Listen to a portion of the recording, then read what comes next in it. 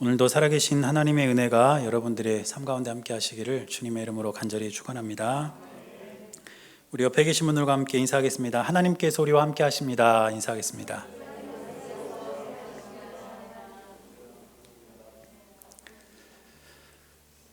이제 대면 예배가 허용이 돼서 우리가 주일 예배도 드렸고 또 지난주부터 수요 예배도 이렇게 드리는데 예배를 드릴수록 진짜 좋은 것 같아요.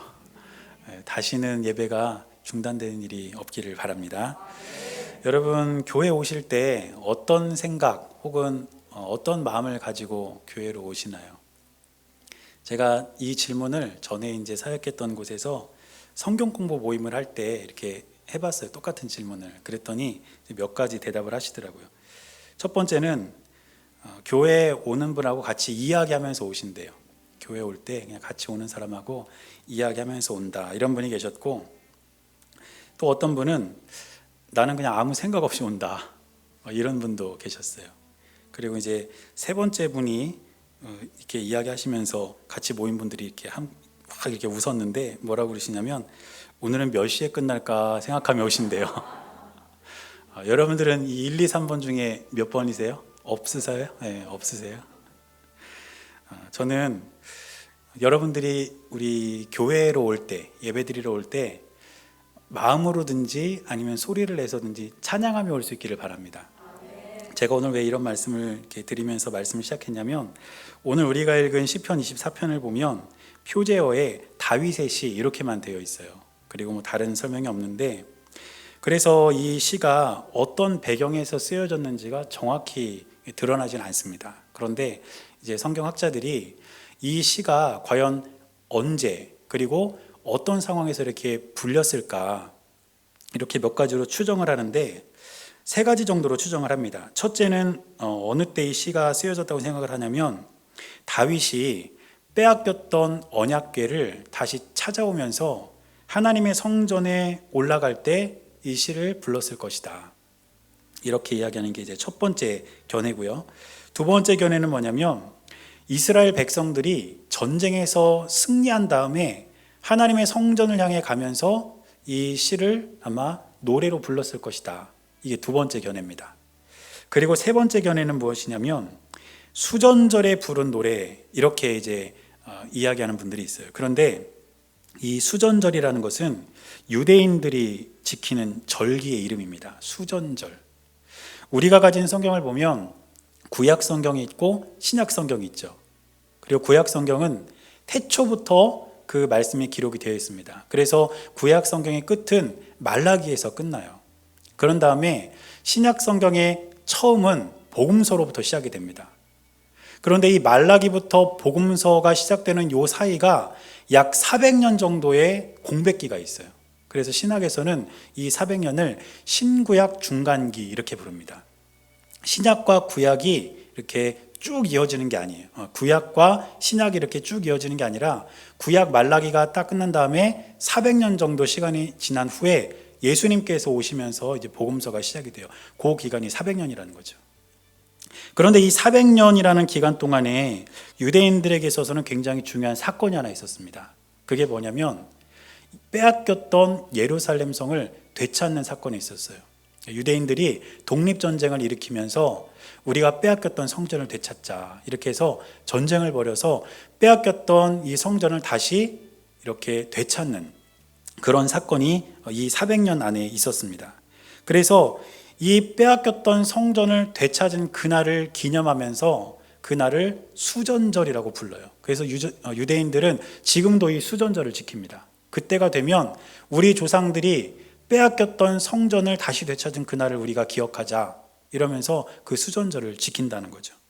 그런데 이 시가 바로 이 수전절에 불렀던 노래일 것이다. 잃어버렸던 성전을 되찾으면서 그 성전으로 올라가면서 이 시를 아마 노래로 불렀을 것이다, 이런 견해가 있다는 겁니다. 이렇게 세 가지 견해가 다 다르지만 한 가지 공통점이 있습니다. 그게 뭐냐면 성전으로 올라가면서 불렀던 노래라는 거예요. 다윗이 만약에 이 시를 부르면서 언약궤를 가지고 성전에 올라갔다 하더라도, 또 이스라엘 백성들이 전쟁에서 승리하고 성전에 갔다 하더라도, 또 유대인들이 잃어버렸던 그러한 성전을 다시 되찾으면서 그 성전에 올라갔다 하더라도 그 세 가지가 무엇이 되더라도 성전으로 갈 때 불렀던 노래가 바로 시편 24편일 것이다. 이런 결론으로 우리가 맺을 수가 있다는 것이죠. 그래서 저는 교회로 오는 저와 여러분들의 입술과 마음에도 이 하나님을 찬양하는 이 찬양이 늘 있게 되시기를 축복합니다. 그래서 교회로 오면서 이 예배를 통해서 우리에게 은혜를 주시고 또 기쁨을 주실 하나님을 우리가 좀 기대하면서 우리가 날마다 찬송을 부르며 교회를 향하는 저와 여러분들이 될 수 있기를 간절히 바랍니다. 그러면 이스라엘 백성들이 뭐가 됐든지 간에 어쨌든 성전에 올라갈 때 이 노래를 불렀다는 것인데 이 노래의 주제가 과연 뭘까요? 오늘 시편을 쭉 읽어보면 이 시편 24편의 주제는 영광의 왕이신 하나님을 찬송하는 것이라고 볼 수 있습니다. 그리고 오늘 이 시를 보면 영광의 왕이신 여호와 하나님을 크게 세 가지 정도로 표현을 합니다. 첫째는 창조주 하나님, 그리고 두 번째는 구원의 하나님, 그리고 세 번째는 승리의 하나님.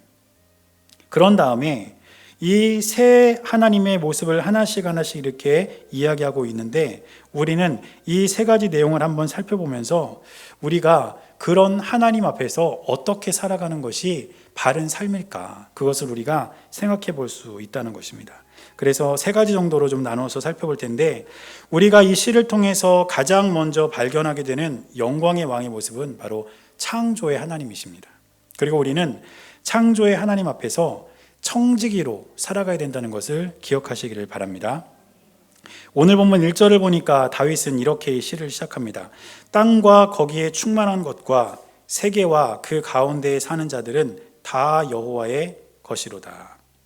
오늘 말씀을 보니까 이 세상에 존재하는 모든 것이 다 여호와 하나님의 것이다, 이렇게 기록하고 있습니다. 왜 하나님의 것이겠습니까? 하나님이 지으셨기 때문이에요. 그래서 땅도 하나님의 것이고 그 땅 위에 충만한 것도 다 하나님의 것입니다. 이 온 세계는 전부 다 하나님의 소유, 하나님의 것이라는 것을 우리는 잊지 말아야 된다는 것입니다.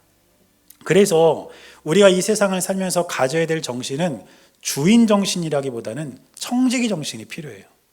주인 정신이라는 것은 나의 소유를 가지고 있다는 것을 말하는 것입니다. 물론 주인 정신을 가지고 내 소유를 잘 가꾸고 돌보면 괜찮겠지만 주인이 되었다는 것 때문에 잘못된 주인 정신을 갖게 되면 내 소유를 함부로 할 수도 있고 그것을 파괴할 수도 있습니다. 그래서 이 주인 정신은 위험한 정신이 될 수도 있다는 것이죠. 그러나 우리는 이 땅이 내 것이 아니라 하나님의 것임을 기억할 때에 주인 정신이 아니라 청지기 정신을 가져야 되는데 이것은 뭐냐면 주인의 것을 내가 그대로 지켜내는 거예요. 주인이 나에게 맡겨준 것을 내가 그것을 잘 지키고 잘 보존하는 것, 그것이 바로 청지기 정신입니다.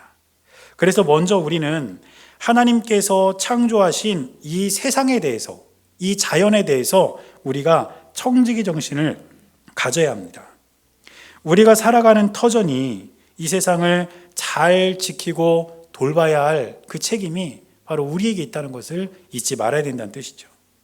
창세기 1장 28절을 보면 하나님께서 아담과 하와를 창조하시고 그들에게 5가지 복을 주십니다. 그 중에 땅을 정복하라, 이런 명령이 있는데 이 땅을 정복하라는 명령은 하나님께서 창조하신 자연을 마음대로 파괴하고 마음대로 사용하라는 뜻이 아닙니다. 이것은 무슨 뜻이냐면 하나님께서 창조하신 그 자연 세계를 대상으로 열심히 일을 해서 그 땅의 소산을 먹고 살 것이며 또 하나님께서 창조하신 그 땅을 잘 보존하라는 것, 이것이 바로 하나님께서 땅을 정복하라고 말씀하신 그 말의 진짜 의미라는 것입니다.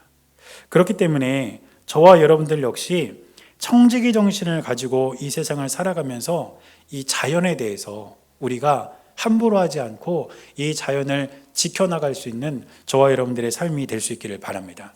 시간이 지나면 지날수록 지금 북극에 있는 그런 얼음들이 계속 녹아내리고 있다고 하죠. 또 아마존의 밀림도 점점 파괴되고 있다고 합니다.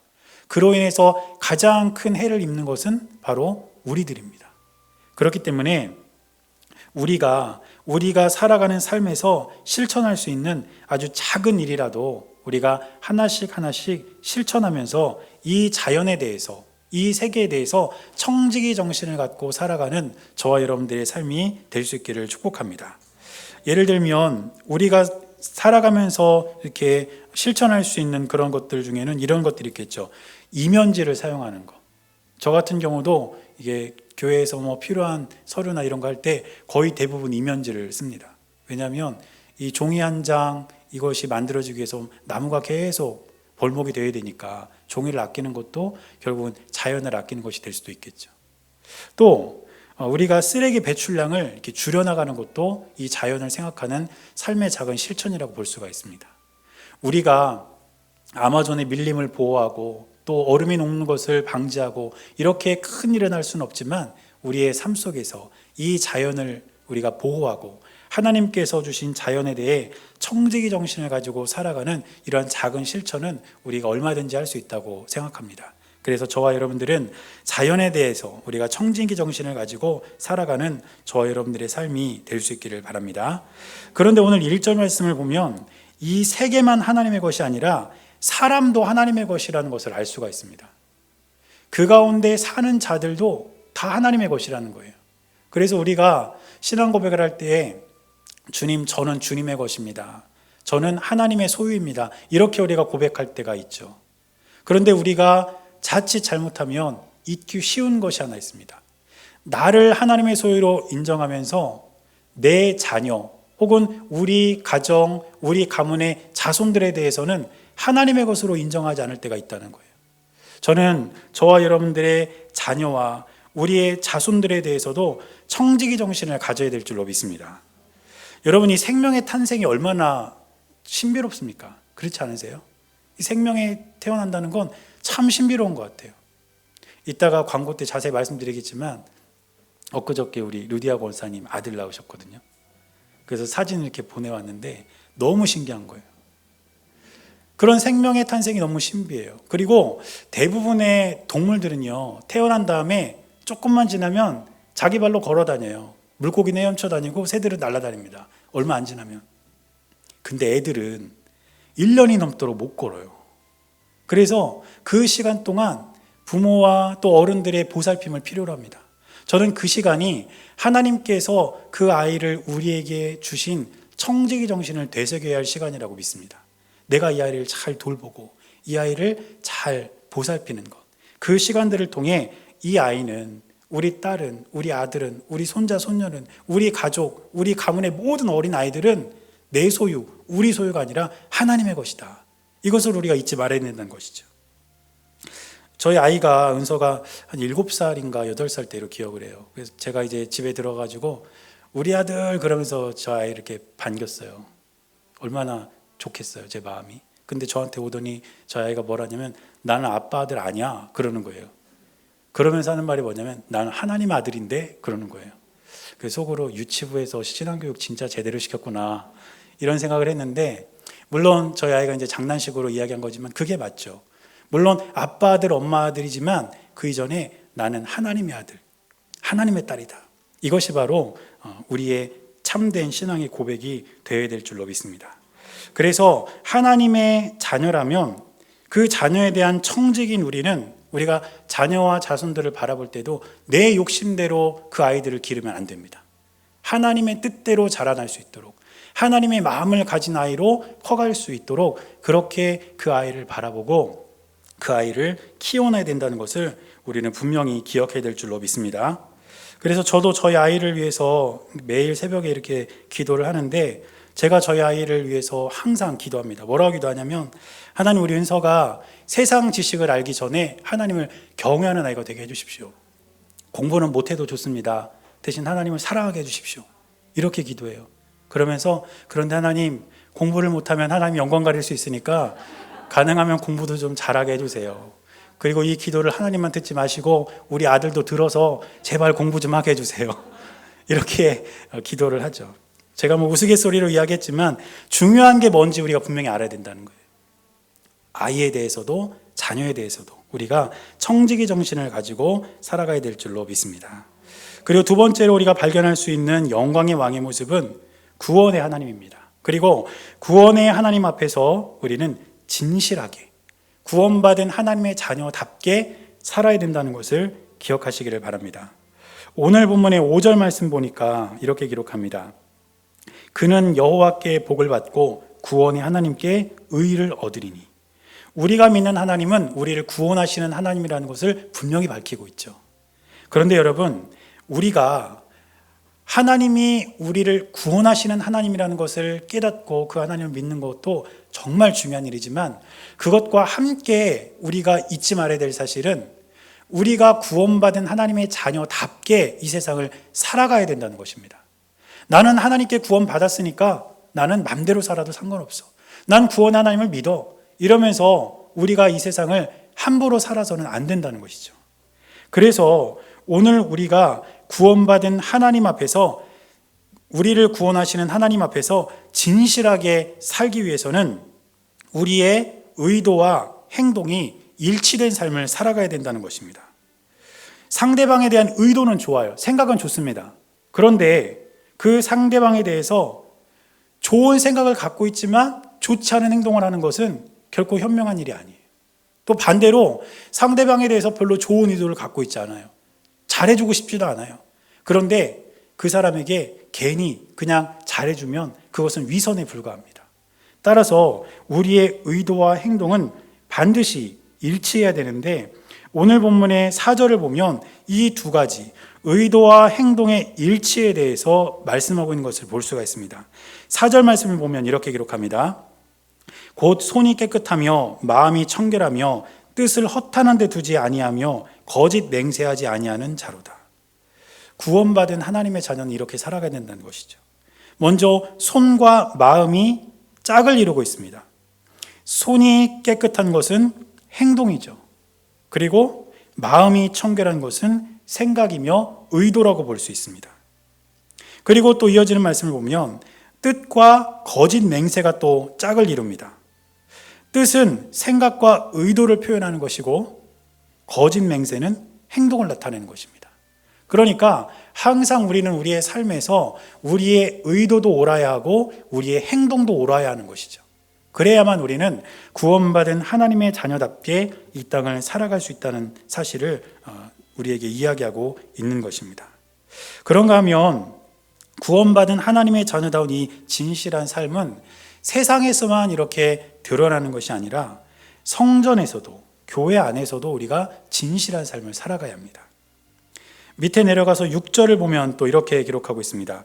이는 여호와를 찾는 족속이요 야곱의 하나님의 얼굴을 구하는 자로다. 여호와를 찾는 사람, 또 하나님의 얼굴을 구하는 사람, 이 사람이 의미하는 것은 무엇이겠습니까? 모두 다 참된 예배자를 말하는 겁니다. 우리가 세상에서는 의도와 행동이 일치된 삶을 살아가는 것이 구원받은 하나님의 자녀다운 삶이라면, 성전에서는 하나님 앞에서 참된 예배자로 살아가는 것이 구원받은 하나님의 자녀로서의 참된 삶임을 기억하는 저와 여러분들이 될 수 있기를 바랍니다. 그래서 저와 여러분들이 이 세상을 살아가면서 교회 안에서는 하나님 앞에서 참된 예배자로 하나님을 찬양하고 하나님께 기도하고 말씀 속에서 은혜를 누리는 그러한 참된 예배자로 살아가고, 또 교회 밖을 나가서는 우리가 받은 은혜를 간직하고 우리의 마음속의 의도와 겉으로 드러난 우리의 행동이 서로 일치된 삶을 살아감으로써 주님의 뜻을 이루어가는 하나님의 귀한 자녀들이 될 수 있기를 주님의 이름으로 간절히 축원합니다. 그리고 마지막 세 번째로 발견할 수 있는 영광의 왕의 모습은 승리의 하나님입니다. 그리고 우리는 이 승리의 하나님 앞에서 당당하게 살아갈 수 있어야 합니다. 오늘 본문의 마지막 8절을 보면 영광의 왕이 누구냐 이렇게 묻고 있고, 또 그 말씀에 대해서 대답하고 있는 것을 볼 수가 있습니다. 8절을 보니까 이렇게 기록합니다. 영광의 왕이 누구시냐? 강하고 능한 여호와시요 전쟁에 능한 여호와시로다. 오늘 본문을 보면 영광의 왕이신 하나님을 강하고 능한 여호와, 또 전쟁에 능한 여호와 이렇게 표현하고 있는 것을 볼 수가 있습니다. 이 고대 시대의 전쟁은 국가와 국가 간의 전쟁이 아니었습니다. 그럼 어떤 전쟁이었냐면 신과 신의 전쟁이었어요. 그러니까 만일 우리나라가 전쟁에 나가서 졌다, 이것은 우리가 믿는 신이 저쪽 나라가 믿는 신에게 진 거예요. 그래서 우리나라가 졌다고 생각하는 것이죠. 이게 고대 시대의 전쟁에 대한 그런 개념이었습니다. 그래서 전쟁터에 나갈 때는 항상 자신들이 믿는 신의 이름으로 그 전쟁터에 나가요. 그리고 그 신의 어떤 형상을 앞세우고 나간다든지 신의 어떤 의미를 가진 깃발을 가지고 나간다든지 이렇게 항상 자신들이 믿는 신을 앞세우고 전쟁터에 나갑니다. 그래서 우리가 그 전쟁에서 이기면 우리가 믿는 신이 상대방이 믿는 신을 이겼기 때문에 우리 군대가 이긴 게 되는 거죠. 이스라엘 백성들도 이런 개념을 갖고 있었습니다. 그래서 성경을 읽다 보면 그런 장면들이 여러 군데 나와요. 여러분들이 기억하실 수 있는 것 중에 다윗이 골리앗과 싸울 때 뭘로 나갔습니까? 만군의 여호와의 이름. 그거를 먼저 선포하면서 그 전쟁터로 나가는 거죠. 또 이스라엘 백성들이 전쟁에 나갈 때는 여호와의 언약궤, 하나님의 임재의 상징인 그 언약궤를 앞세우고 전쟁터로 갑니다. 그러니까 이 전쟁은 우리가 싸우는 전쟁이 아니라 하나님이 싸우는 전쟁이라는 거죠. 그런 개념들이 있었다는 거예요. 그런데 그 당시에 모든 나라들이 이러한 생각을 가지고 전쟁을 이렇게 치렀는데 신에 대한 이런 같은 생각을 갖고 있다 하더라도 이스라엘과 다른 나라와는 결정적인 차이가 하나 있었습니다. 그게 뭐냐면 다른 나라의 신들은 어떤 힘도 갖지 못한 우상에 불과했지만 이스라엘 백성들이 믿는 하나님은 살아계신 하나님이었다는 것입니다. 그래서 이스라엘 백성들이 전쟁에 나갔을 때는 살아계신 하나님이 이스라엘 백성들 앞서 싸워주셨고 그들을 대신해서 싸워주셨고 이스라엘 백성들에게 기적적인 승리를 안겨주실 때가 너무너무 많았다는 거예요. 우리는 그러한 기록들을 성경을 통해서 얼마든지 살펴볼 수 있는 거 아니겠습니까? 그래서 오늘 다윗은 8절 말씀에서 하나님이 누구시냐면 강하고 능한 여호와, 전쟁에 능한 여호와 이렇게 고백한 것입니다. 사랑하는 여러분, 이스라엘이 살아계신 하나님을 신뢰하고 하나님을 앞세워 전쟁에서 승리했다면 우리 또한 살아계신 하나님과 함께하고 있음을 기억할 때에 우리가 이 땅에서 겪는 전쟁과도 같은 일들 속에서 승리하게 될 줄로 믿습니다. 그래서 저와 여러분들은 항상 하나님의 살아계심을 기억하고 승리의 왕이신 하나님과 함께하며 믿음으로 이 땅을 살아가는 저와 여러분들의 삶이 될 수 있기를 축복합니다. 여러분, 승리의 왕이신 하나님과 함께하는 사람은 세상을 살아가면서 주눅들지 않습니다. 어떤 상황, 어떤 환경이 우리 앞에 놓일지라도 모든 전쟁에 능하신 하나님, 강하고 능하신 하나님을 우리가 신뢰하면서 오히려 당당하게 살아간다는 것이죠. 우리 눈앞에 펼쳐진 세상이 때로는 우리가 감당하기에 버거울 정도로 커 보인다 해도 우리가 믿는 하나님, 우리에게 승리를 주시는 하나님은 그 어떤 세상보다 크신 분임을 기억하며 날마다 믿음으로 당당하게 이 세상을 살아가는 저와 여러분이 될 수 있기를 주님의 이름으로 간절히 축원합니다. 오늘 우리가 시편 23편을 이렇게 함께 읽으면서 영광의 왕이신 하나님의 백성으로 우리가 어떻게 살아가야 되는지 세 가지 정도 이렇게 좀 살펴봤는데 이 백성의 삶이라는 것은 어떤 왕을 만나느냐에 따라서 달라집니다.